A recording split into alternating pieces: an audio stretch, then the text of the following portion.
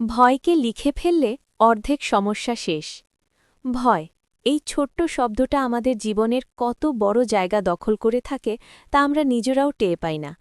চাকরির ইন্টারভিউয়ের আগের রাত, কোনো সম্পর্ক ভেঙে যাওয়ার আশঙ্কা, নিজের স্বপ্নটা উচ্চস্বরে বলতে না পারা, কিংবা আমি পারব তো, এই প্রশ্নটা। ভয় সবসময় চিৎকার করে আসে না, বেশিরভাগ সময় সে নীরবে বসে থাকে আমাদের ভেতরে। ভয় যতক্ষণ মাথার ভেতরে থাকে ততক্ষণ সে দানব, আর কাগজে নামলেই সে মানুষ হয়ে যায়। ভয় আসলে কি চায়? ভয় কোনো শত্রু নয়। ভয় চায় আপনি তাকে স্বীকার করুন। সে চায় আপনি থেমে যান, যেন আপনি ব্যথা না পান, ব্যর্থ না হন, অপমানিত না হন।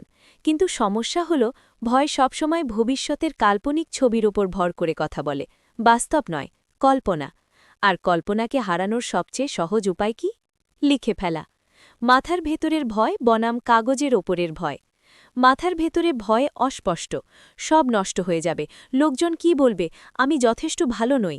কিন্তু যখন আপনি কলম ধরেন বা মোবাইলের নোট খুলে লেখেন, আমি ভয় পাচ্ছি কারণ চাকরিটা না পেলে পরিবারকে কিভাবে সামলাব, হঠাৎ ভয়টা আর বিশাল থাকে না, সে একটা বাক্যে সীমাবদ্ধ হয়ে যায়। আপনি তাকে দেখতে পান, আর যেটাকে দেখা যায় সেটাকে সামলানো যায়। লেখা মানে নিজেকে নিরাপদ জায়গা দেওয়া। লেখা কোনো সাহিত্যিক হওয়ার চেষ্টা নয়, লেখা মানে নিজের সাথে সৎ হওয়া। এখানে কেউ বিচার করবে না, কোনো লাইক, কমেন্ট, রেজাল্ট নেই। আপনি লিখতে পারেন, আজ আমি ভীষণ একা লাগছে। আমি জানি না আমার জীবনের পরের ধাপ কি।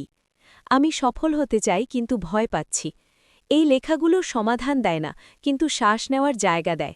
আর অনেক সময় শ্বাস নিতে পারলেই অর্ধেক যুদ্ধ জিতে যাওয়া যায়। কেন লিখলেই অর্ধেক সমস্যা শেষ? ১.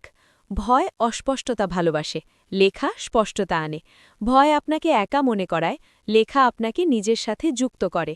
ভয় ভবিষ্যতে নিয়ে যায়, লেখা আপনাকে বর্তমানেই ফেরায়।